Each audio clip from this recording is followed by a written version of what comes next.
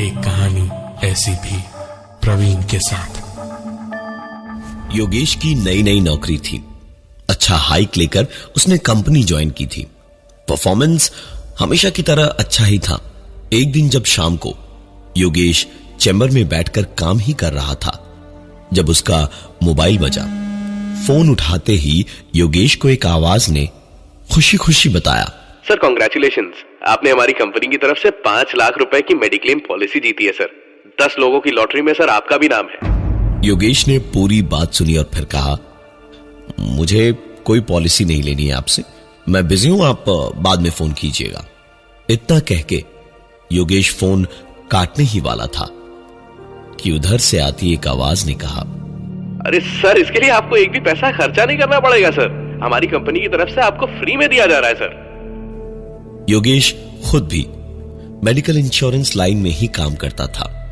यह बात उसे हजम नहीं हुई।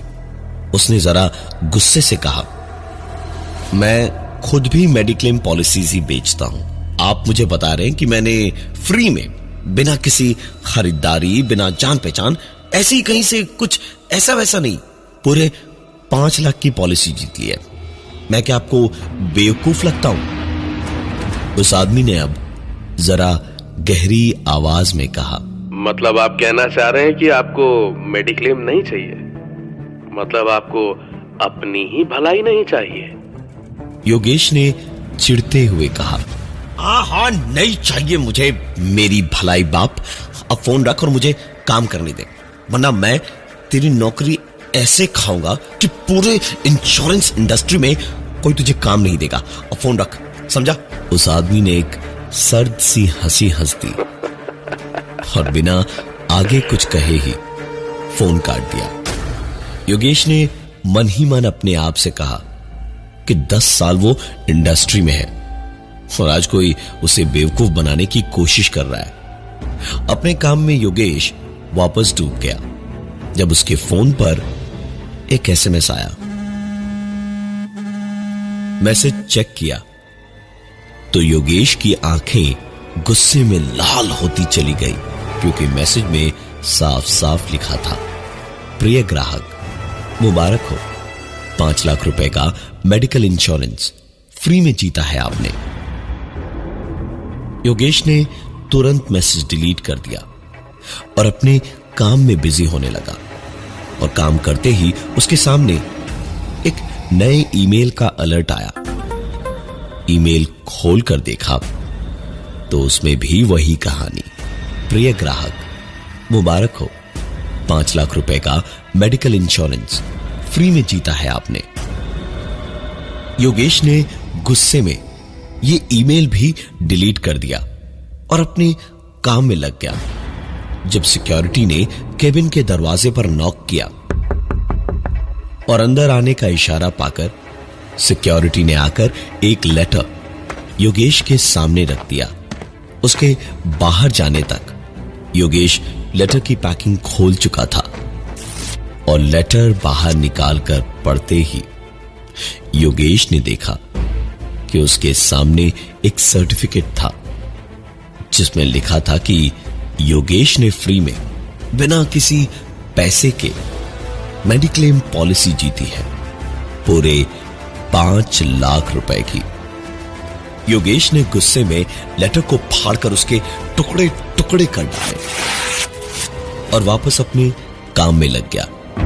काम करते करते उसे न्यूज़पेपर के ऐड के बारे में याद आया। योगेश ने पेपर उठाया और कोई पेज ढूंढने को पन्ना पलटा ही था कि उसमें से एक पैम्फलेट नीचे गिरा जिस पर साफ साफ लिखा हुआ था, प्रिय ग्राहक, मुबारक हो, 5 लाख रुपए का मेडिकल इंश्योरेंस फ्री में जीता है आपने। योगेश के गुस्से का अब ठिकाना ही नहीं था। अभी तक हुई हर चीज का गुस्सा इस पैम्फलेट पे निकाला उसने। पैम्फलेट लेकर उसके छोटे छोटे टुकड़े करके सीधे डस्टबिन में भी नहीं, खिड़की से बाहर फेंक दिया उसने और उठकर सीधा बाहर निकल गया घर जाने को। एक कहानी ऐसी भी प्रवीण के साथ। योगेश ने निकलकर ऑटो पकड़ा घर जाने को। और ऑटो वाला बहुत तेज ऑटो चला रहा था। कभी यहां टकराने से बचे तो कभी वहां मोड़ पर पलटने से बचे। योगेश वैसे ही चिढ़ा हुआ था। वो चिल्ला पड़ा, अबे ओ तूने पी रखी है क्या? हाँ, अरे ढंग से गाड़ी चला। ऑटो वाले ने रियर व्यू मिरर में बिना गाड़ी को धीमे किए ही पीछे योगेश को देखा, मुस्कुराया और फिर पलट कर कहा, क्यों सर, आपको क्या टेंशन? आपने तो मेडिक्लेम पॉलिसी ली ही नहीं। योगेश समझ गया कि दाल में कुछ काला है, वरना एक अनजान ऑटो वाला कैसे जान सकता है इस बारे में। योगेश ने ऑटो रुकवाई और उस ऑटो वाले को ऑटो से बाहर घसीटकर बुरी तरह से पीटने लगा। ऑटो वाला कुछ बोल ही नहीं पा रहा था, लेकिन कहते हैं ना कि एकता में बल होता है। पास से गुजरते हुए कुछ ऑटो वाले रुक गए और अपने साथी को पिटते हुए देख नहीं पाए, और बदले में योगेश को ऐसा पीटा उन सबने, ऐसा पीटा कि योगेश लहूलुहान होकर वहीं बेहोश हो गया। आसपास से आते जाते लोगों ने तमाशा देखा तो उठाकर योगेश को अस्पताल पहुंचाया। तकरीबन 1 हफ्ते के बाद कहीं जाकर योगेश को होश आया। धीमे धीमे आंखें खोली तो सामने देखा, खुशी से उसकी बीवी तनु की आंखों में आंसू आ गए थे। उसे देखते ही वो योगेश से लिपट कर बोली, बस मुझे कुछ नहीं चाहिए। मैंने भगवान से कहा था कि आपकी जान बच जाए, पैसा तो फिर आ जाएगा। ये सुनते ही योगेश ने उस हालत में भी धीमे से बोला,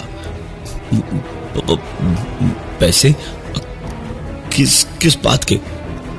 मेडिक्लेम वाला कार्ड काम नहीं आया यहां? तनु ने बताया कि योगेश बेहोश था। लोग ही उसे उठाकर सबसे नजदीक इसी अस्पताल में लाए, और इस अस्पताल में योगेश का मेडिक्लेम कार्ड काम नहीं करता। खून का घूंट पीकर रह गया योगेश।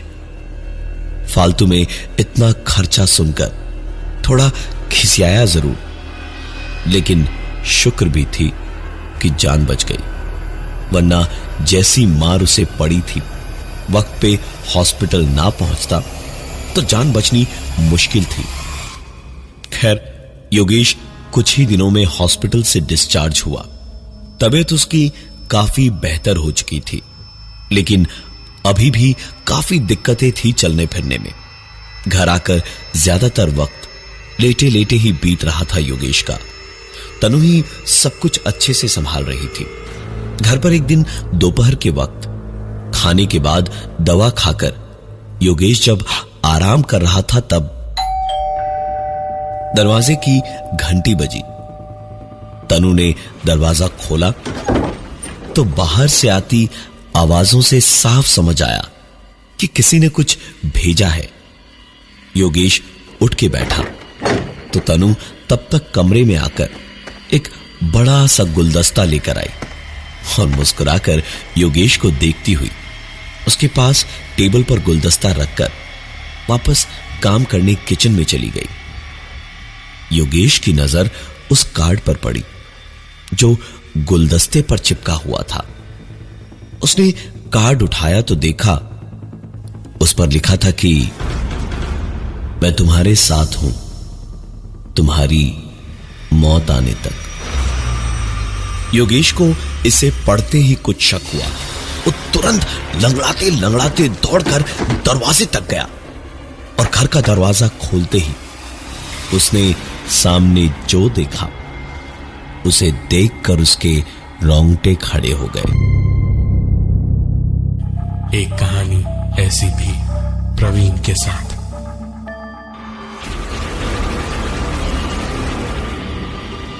कुछ ही फुट की दूरी पर गेट के बाहर वही ऑटो वाला अपनी ऑटो में बैठा हुआ था।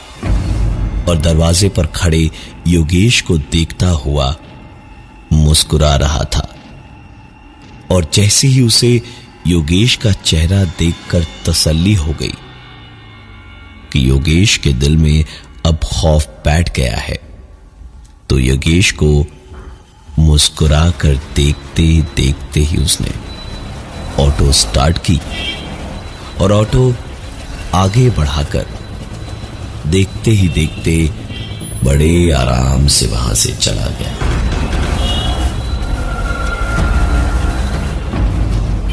योगेश तुरंत वापस अंदर भागा और घर की सिक्योरिटी सिस्टम से फुटेज निकाली। उसे चलाकर ध्यान से देखा और जैसे ही फुटेज में ऑटो मुड़ा, योगेश ने फुटेज को पॉज करके जूम किया और ऑटो का नंबर नोट करके तुरंत आरटीओ में अपनी जान पहचान के एक दोस्त को फोन करके पता करने को कहा।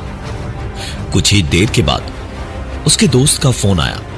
योगेश ने फोन उठाया तो उधर से उसके दोस्त ने कहा, यार किसी राकेश सोनकर के नाम पर है ये ऑटो, एड्रेस तुझे एसएमएस कर दिया, चेक कर लेना। योगेश ने तुरंत फोन में एड्रेस देखा और निकल पड़ा राकेश ऑटो वाले को ढूंढने। ज्यादा मुश्किल नहीं हुई उसे राकेश का घर ढूंढने में, लेकिन वहां पहुंचकर पाया कि वहां तो कोई राकेश रहता ही नहीं है। इधर उधर और पता करने पर पता चला कि आखिर पूरी कहानी क्या है। राकेश ने पाई पाई जोड़कर एक ऑटो खरीदा, कहीं कुछ दिक्कत ना आए आगे, इसलिए एक मेडिक्लेम पॉलिसी भी ले ली और लगभग अपनी सारी कमाई लगा दी इसी उम्मीद पे कि कहीं जाकर उसकी जिंदगी सुधरेगी कभी। लेकिन एक एक्सीडेंट में उसकी हालत बहुत खराब हो गई। उसकी बीवी इंश्योरेंस ऑफिस के चक्कर लगाती रह गई, लेकिन कोई फायदा नहीं हुआ। पैसे मिलने की बस बातें ही होती रही और 2 दिन के बाद तीसरी सुबह राकेश ऑपरेशन में देरी होने की वजह से मारा गया और कर्जा ना चुका पाने की वजह से 1 महीने के बाद उसकी बीवी ने खाने में जहर मिला के दोनों बच्चों को मारकर खुद को भी खत्म कर लिया। राकेश की यह पूरी कहानी सुनते ही योगेश का दिमाग कहीं 3 महीने पुराने वक्त में खो गया। उसने तुरंत अपने दोस्त गिरीश को फोन किया और उसके फोन उठाते ही योगेश ने कहा, भाई तुझे याद है वो ऑटो वाले की बीवी, अरे वो जो 5 लाख रुपए जो हमने मारे थे, भाई वो ऑटो वाला मर के भी मेरे पीछे पड़ा है, मुझे मार देगा भाई। मैं मरना नहीं चाहता भाई, मैं मरना नहीं चाहता। गिरीश ने योगेश की पूरी बात सुनी और फिर कहा, अबे तू पागल हो गया क्या? घर पहुंच, 1 घंटे में आता हूं, मैं भी बैठकर आराम से बात करते हैं। योगेश को अपने दोस्त का ही सहारा था बस। अब जल्दी जल्दी घर पहुंचा और इंतजार करने लगा गिरीश के आने का। कुछ देर के बाद ही दरवाजे की घंटी बजी। दरवाजा खोला तो सामने गिरीश था। अंदर आता हुआ योगेश से उसने कहा, अरे यार 500 का ही नोट है मेरे पास में, ऑटो वाले के 170 रुपए हुए हैं, जरा दे देना। योगेश ने अपने बेटे को आवाज लगाई और उसके हाथ में 170 रुपए देकर उसे बाहर ऑटो वाले को पैसे देने भेज दिया और आकर गिरीश के साथ बातें करने लगा। गिरीश को किसी भी हाल में यकीन ही नहीं हो रहा था कि योगेश जो भी कह रहा है वो सच है। बातों बातों में ही अचानक योगेश को एहसास हुआ कि उसका बेटा चिंटू बाहर गया तो था लेकिन अंदर नहीं आया और उस बात को तकरीबन 15 मिनट हो चुके थे। योगेश तुरंत दरवाजे के बाहर भागा। बाहर निकलकर देखा तो चिंटू कहीं नहीं था। 1-2 बार उसने आवाजें लगाई लेकिन चिंटू की कोई आवाज पलट कर नहीं आई और तभी योगेश का फोन बजा। फोन उठाते ही दूसरी तरफ से उसी ऑटो वाले की आवाज आई। अगर अपने बेटे को जिंदा देखना चाहते हो तो अंदर बैठे अपने दोस्त गिरीश को मार डालो। दोस्त जिंदा रहेगा ना तो बेटा मरेगा। योगेश एक पल को वहीं पत्थर की तरह जम के खड़ा रह गया, लेकिन फिर धीमे धीमे भारी कदमों से चुपचाप वापस अंदर आया। गिरीश पेपर पढ़ता हुआ चुपचाप बैठा हुआ था।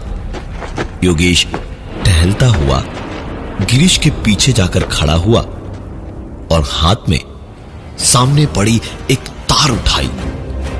गिरीश कुछ बोलने को पलटा ही था जब योगेश ने गिरीश की गर्दन पर वो तार लपेटकर उसका दम घोटना शुरू कर दिया। गिरीश बुरी तरह सांस ना आने की वजह से छटपटाने लगा। सामने टेबल पर रखा सामान इधर उधर गिरीश का पैर लगने से गिरने लगा, फैलने लगा और फिर आखिरकार गिरीश ने दम तोड़ दिया। एक कहानी ऐसी भी प्रवीण के साथ। इतनी देर तड़पने के बाद गिरीश मर चुका था। योगेश ने चैन की सांस ली कि अब उसका बेटा बच जाएगा। उसने जेब से फोन निकाला ही था वापस ऑटो वाले के नंबर पर फोन करने को, जब अचानक चिंटू की चीख गूंजी तो योगेश ने सर उठाकर सामने देखा। चिंटू अपने कमरे के दरवाजे पर खड़ा था और अपने पिता का ऐसा रूप देखकर सूखे पत्ते की तरह थर थर कांप रहा था। लेकिन उसी चिंटू को वापस पाने के लिए ही तो योगेश ने गिरीश को मार डाला था। चिंटू की चीख सुनकर तनु भी अंदर आ गई और बुरी तरह घबरा गई योगेश के हाथों मरे हुए गिरीश की लाश को देखकर। योगेश को आखिरकार समझ आया कि ये सब कुछ एक छलावा था बदला लेने के लिए। उसने तुरंत तनु को इशारा किया सामान बांधने को और खुद गिरीश की लाश को एक बोरे में भरकर योगेश ने घर के पीछे के बड़े नाले में पत्थर बांधकर डाल दिया।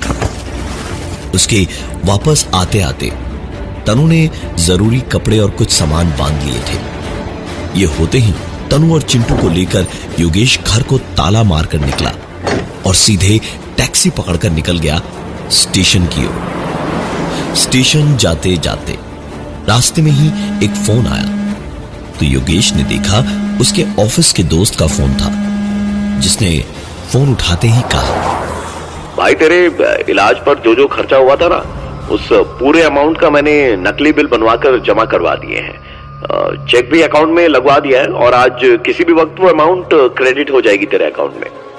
योगेश मन ही मन सोच रहा था कि पैसे आते ही सारे निकाल लेगा तो कहीं से कोई एटीएम ट्रांजैक्शन से भी पता नहीं लग पाएगा। मन ही मन सोच रहा था कि आखिर कब पैसे आएंगे कि ठीक तभी एक एसएमएस आया योगेश के फोन पर। फोन निकालकर एसएमएस चेक करने ही जा रहा था योगेश, जब अचानक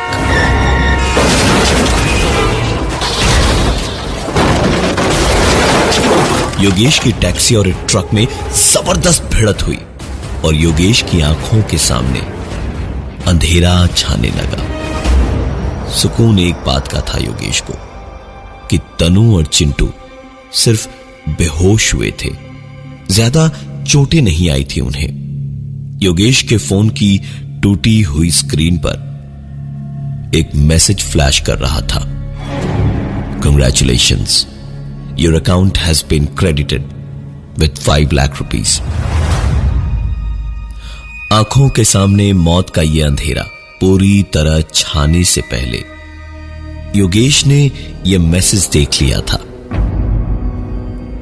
किसी ने सच ही कहा है, जितने चाहे इकट्ठे कर लो सोना हीरे मोती, लेकिन इतना याद रखना, कफन में कहीं कोई जेब नहीं होती। मैं हूं प्रवीण और ये थी आज की एक कहानी ऐसी भी। कमेंट करना इमीडिएटली वीडियो के नीचे एंड बताना कि आपको वीडियो कैसा लगा। Thank you so much.